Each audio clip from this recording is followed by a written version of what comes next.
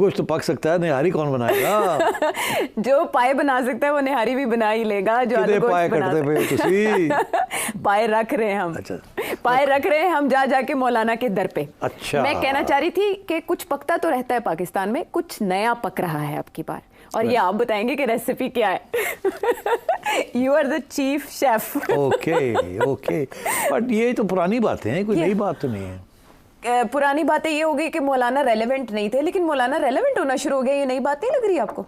नहीं, देखिए मैंने ये नहीं कभी, मैंने तो हमेशा यही कहा कि इवेंचुअली मौलाना के साथ बात करनी पड़ेगी इनको। हाँ। और मौलाना बहुत मंजे हुए खिलाड़ी हैं। हाँ हाँ। और तो वही हो रहा है, अब बात करनी पड़ गई ना इनको, तो इवेंचुअली आ गए ना उस मुकाम पे, लेकिन इससे पहले ये नहीं हो रहा था ना। हाँ, तो वो थोड़े से साइड लाइन हुए थे ना। हाँ। गवर्नमेंट जरा उस वक्त हाई फ्लाइंग कर रही थी। जी जी जी। हाँ, तो वो अब हाई फ्लाइंग जो है वो थोड़ी सी उनके पर कटते जा रहे हैं ना, टर्बुलेंस आई हुई है थोड़ी नहीं, काफी टर्बुलेंस, काफी ज्यादा आई हुई है।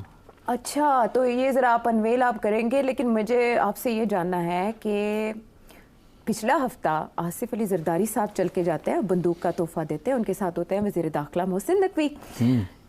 कल जाते हैं शहबाज शरीफ साहब वजीर आजम पाकिस्तान उनसे मिलने, और उनके साथ होते हैं वजीर दाखिला मोहसिन नकवी और नायब वजीर आजम इसहाक डार साहब भी हमरा हैं, कुछ और लोग भी थे साथ, बड़े हाई पावर्ड लोग गए हैं। जी जी बिल्कुल, और बड़ी खुशगवार मीटिंग हुई है, हंस खेल के आपस में बातें हुई। पिछले हफ्ते की जो मुलाकात थी उसके बारे में तो ये कहा जाता है कि जरदारी साहब ने असम्बली के अंदर और बाहर ताउन मांगा, लेकिन मौलाना ने कोई मुस्बत जवाब अभी तक नहीं दिया। और अब शहबाज शरीफ साहब ने जाके उनको कहा कि चैलेंजेस से निमटने के लिए आप हमारी रहनुमाई करें, आप दस्ते शफ़क़त हमें फ़राहम करें और हमारे साथ चलें। मुझे आपसे ये जानना था कि मौलाना को इससे पहले पाकिस्तान तहरीक इंसाफ मिल रही थी और उनके साथ मिलकर प्लानिंग कर रही थी, यकदम ऐसे क्या चैलेंजेस आ गए कि शहबाज शरीफ साहब जो हैं वो चाह रहे हैं कि मौलाना उनकी रहनुमाई करें? ये बहुत अहम सवाल है, क्योंकि कुछ अरसे से मौलाना अपनी नाराज़गी का इजहार कर रहे थे जी। वो कह रहे थे इलेक्शन रिगिंग हुई है, केपी में भी हुई है, पाकिस्तान में भी हुई है।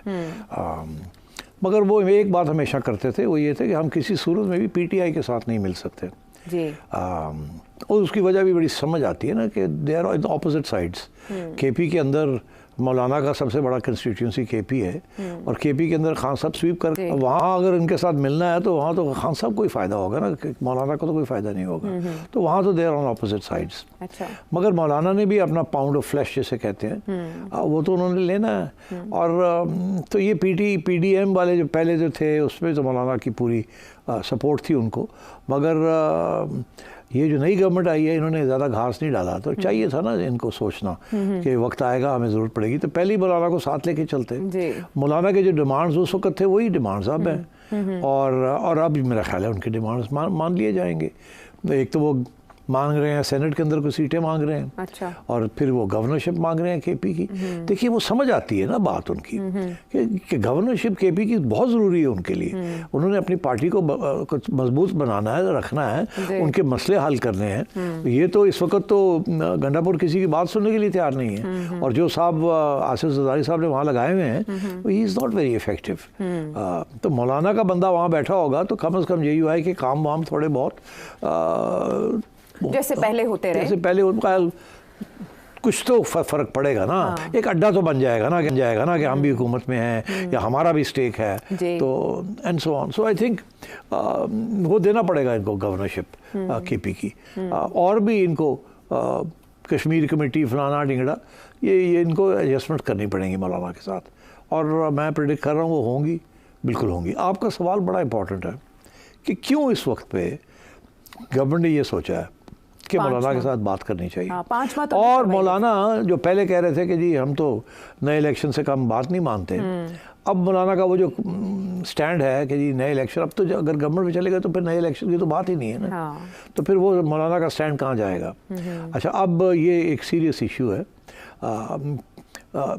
इसके साथ और भी बहुत से इश्यूज लिंक्ड हैं, तो मेरा ख्याल है कि फिर उनकी बात कर ही ली जाए, क्योंकि सवाल वही जा रहा है कि ये क्यों इस वक्त गवर्नमेंट भागी आई है और मौलाना तैयार हो गए। जी, कुछ लोग कह रहे हैं कि शायद ये जलसा पीटीआई करने जा रही है, 2 माह में इमरान खान साहब कुछ कह रहे हैं कि हुकूमत जारी है। देखिए, जलसे जलसे के साथ हुकूमत नहीं जाती ना। अच्छा। और पीटीआई के पास इतनी क़ुव्वत नहीं है कि वो एक बड़ा बड़ा जलसा कर सके। ये मैं पहले से कह रहा हूँ, बड़ा जलसा वो नहीं कर सकते। लोग सहमे हुए हैं और कोई बाहर निकलने के लिए बड़े पैमाने पर नहीं तैयार।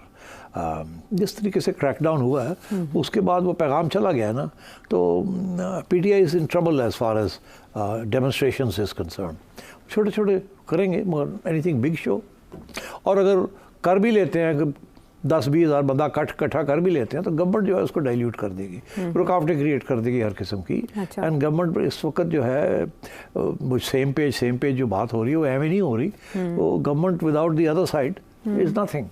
तो सारे के सारे ये जो इश्यूज होते हैं फिर the other side manages it, government नहीं मैनेज करती। क्योंकि इशू भी तो अदर साइड का ही बना हुआ है ना, अप टू अ पॉइंट। तो इसलिए I think this is important to understand कि इस वक्त क्यों। देखिए, अब we are going into an area which is very tricky.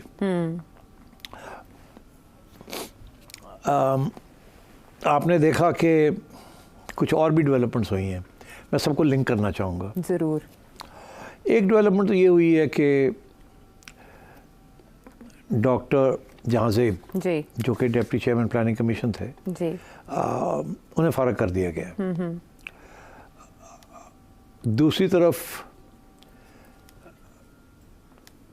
Ehsan Iqbal साहब ने दोनों ओहदे संभाल लिए, प्लानिंग का भी और इसका भी जी, और इसके ऊपर झगड़े हुए हैं ठीक ठाक। हाँ, सुना है कि वज़ीर आज़म को बहुत बार उन्होंने रिजर्वेशंस बताई अपनी। वज़ीर आज़म was in favour of doctor Jahanzeb. अच्छा। डॉक्टर जहांजेब जो हैं, उनकी बैकग्राउंड और उनकी जो तल्लुकात हैं और उनकी कॉम्पिटेंस है, तो उसे सामने रखें और फिर देखें कि ये बात कहाँ से चली और कहाँ गई। Doctor Jahanzeb is a very senior civil servant. सबसे इम्पोर्टेंट पोजीशंस उन्होंने होल्ड की हैं। Highly respected, very intelligent, great experience, multi-tasking abilities. अच्छा. But he is a bureaucrat. Bureaucrats are not politicians the way politicians are politicians. ठीक? जी. Doctor Jahanzeb को PTI ने 2019 में लगाया as deputy chairman planning commission. जी. ठीक? जी. आपका क्या ख्याल है, इमरान खान को पता था डॉक्टर जहांजेब कौन है? ठीक, नहीं पता था। खान को की पता कौन कौन है। हाँ। उस वक्त तो कोई और सिलेक्शन कर रहा था जी, टीम बना रहे थे ना उस वक्त। जो टीम जिन्होंने बनाई थी जी, जी। तो उन्होंने डॉक्टर जहांजेब को सिलेक्ट किया। ठीक है ना। हाँ, वो बाद में हफीज शेख भी आ गए थे, सारे जो थे वो आते जाते रहे, मगर हाँ। डॉक्टर जहांजेब को वहीं से मेरा ख्याल है कि फौजी क़यादत ने सिलेक्ट किया था जी।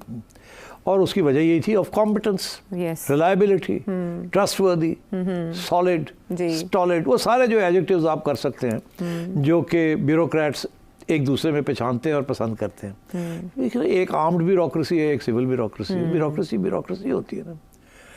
ठीक। एंड उनका यही होता है कि वी नो, हमने चलाया है मुल्क, जैसे भी है हम ही चलाने वाले हैं, हमें पता है क्या करना है क्या नहीं करना जी। तो डॉक्टर साहब को लगाया था जिन्होंने, वो खान साहब को कहा, खान साहब ने कहा डन हो गया जी। वो और बात है, कॉम्पिटेंस अपनी जगह थी, तो इसीलिए लगाया था कि जी प्लानिंग जो है, प्लानिंग कमीशन का रोल बढ़ना चाहिए, ये एडहॉकिज्म नहीं होनी चाहिए। अच्छा। एक ज़माने में planning commission was very important in the growth strategies of Pakistan, Ayub Khan के ज़माने में और उसके बाद भी। फिर आहिस्ता आहिस्ता प्लानिंग कमीशन का रोल कम होता गया। अच्छा। जैसे जैसे पॉलिटिशियंस हावी होते रहे गए तो उन्होंने अपने लोग लगाने शुरू कर दिए और प्लानिंग कमीशन का रोल मिनिमल हो गया, फाइनेंस और प्लानिंग डिपार्टमेंट का रोल बढ़ गया। और प्लानिंग जो थी 5 ईयर प्लानिंग जो होती थी वो ख़त्म हो गई, क्योंकि कोई गवर्नमेंट 2 साल से बढ़ चलती नहीं थी। हाँ, तो फिर प्लानिंग कमीशन क्या करती, वो बेचारे 5 साल का प्लान बनाते थे, जिनको उनको आदत पड़ी हुई थी 5 ईयर प्लान्स की बनाने की। वो प्लान जो है पहले साल ही डिरेल हो जाता था, दूसरे साल गवर्नमेंट की छुट्टी हो जाती थी, तीसरे साल कोई और आ जाता था। तो planning commission role has been diminished. अच्छा। मगर खान साहब जब आए तो उस वक्त मिलिट्री क़यादत का ये ख्याल था कि अब हम यहाँ हैं और खान इज़ हियर, अब हम इकोनॉमी को भी टर्न अराउंड करेंगे और रिफॉर्म्स भी लाएंगे और सॉलिड चीज़ होगी। अच्छा। इसलिए उन्होंने कोई मंजे हुए ब्यूरोक्रेट्स को चुना फॉर वेरियस पोजीशंस, जिसमें डॉक्टर साहब भी थे। अच्छा, अब डॉक्टर साहब does a good job, I mean वो तो ही नोज हिज जॉब। मगर सिचुएशन ये थी कि जैसे ही पीटीआई की गवर्नमेंट गई और पीडीएम की गवर्नमेंट आई जी। तो पीडीएम की गवर्नमेंट ने एहसन इकबाल साहब को लगा दिया प्लानिंग मिनिस्टर। अब एहसन इकबाल साहब is a politician ji, but उनकी एक और भी खूबी है, क्या? he is a highly educated, foreign trained ji. economist and planner. तो he is not a normal politician from the Bundus. जी जी। समझे ना आप? हाँ। उनके साहिबजादे भी बड़े पढ़े लिखे हैं, बाहर के पढ़े हुए जी। हैं। They are professionals, but they're also politicians. जी। तो Ehsan Iqbal has always had a role in Noon League के जो मैनिफेस्टोज हैं इसके कोई चीज़ से, and he has a strong voice, जी। बड़ी लॉयल्टी भी है टू PMLN एंड टू मियाँ साहब। एंड बाय द वे एक खूबी ये भी है कि वो मियाँ नवाज शरीफ से भी करीब है और शहबाज शरीफ साहब के भी करीब है।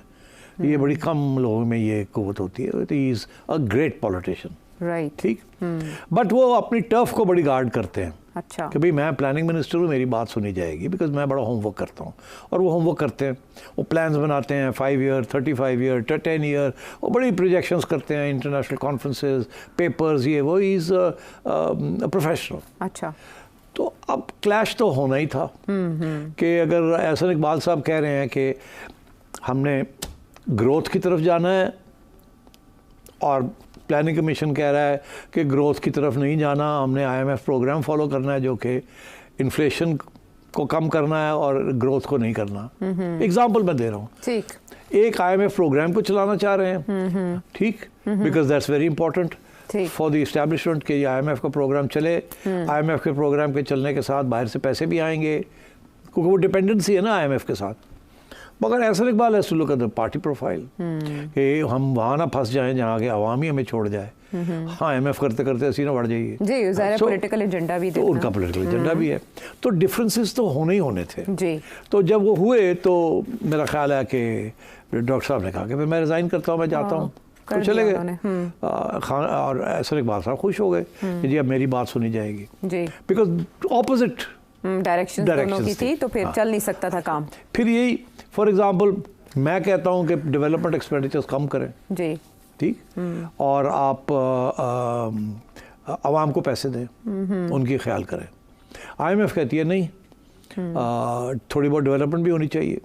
और मेरा ख्याल प्लानिंग कमीशन भी यही चाहती है कि थोड़ी बहुत कटेल किया जाए ताकि इन्फ्लेशन को कंट्रोल करना। ग्रोथ होगी तो इन्फ्लेशन होती है ना जी। तो अब सिचुएशन ये थी कि एहसन इकबाल साहब बैलेंस करना चाह रहे थे। अच्छा, कि जी ग्रोथ भी हो, इन्फ्लेशन भी ना हो, ग्रोथ भी हो और हम कोई आवाम के लिए भी कुछ करें। वो अपने MNAs को भी खुश रखना चाह रहे थे। उनके जो फंड्स हैं MNAs के जो कि सैंक्शन हुए हैं उसके ऊपर भी इशू था। यही कह रहे थे कि ज़रूरत के मुताबिक ये तरक्याती बजट इशू करते थे डॉक्टर जहांजेब, लेकिन ऐसा नहीं। तो अब वो obviously doctor Jahanzeb doesn't have any sympathy for MNAs। वो तो कहते हैं ये पैसे जो है इधर लगाने, इधर लगाने, इधर लगाने, और वो कह रहे हैं कि नहीं हमने इधर लगाने, इधर लगाने। तो ये और भी बड़े इशूज़ थे। ठीक, तो मेरा ख्याल है कि उस सूरत में डॉक्टर साहब ने रिज़ाइन कर दिया पहले। अच्छा, हाँ। फिर PDM चली गई तो केयरटेकर आ गए जी। टेकर आ गए तो फिर डॉक्टर साहब लपक के वापस आ गए। हो गए। और रिस्टोर होना ही था ना, क्योंकि पीछे जो सपोर्ट बेस था जी जी। वो तो ब्यूरोक्रेटिक सपोर्ट बेस था। तो जिस किस्म की कैबिनेट बनाई गई काकड़ साहब की, तो काकड़ साहब ने तो नहीं बनाई ना, वो खुद सिलेक्ट हुए और फिर उनको एक कैबिनेट दे दी गई। ऐसे ही है ना, बिल्कुल। तो उसमें जाओ डॉक्टर साहब वापस आ गए, आजमाए हुए लोग दोबारा आ गए, उनके लोग, उनके करीब जी जी। कॉम्पिटेंस अपनी जगह पे, ये नहीं कि वो सिफारशी थे।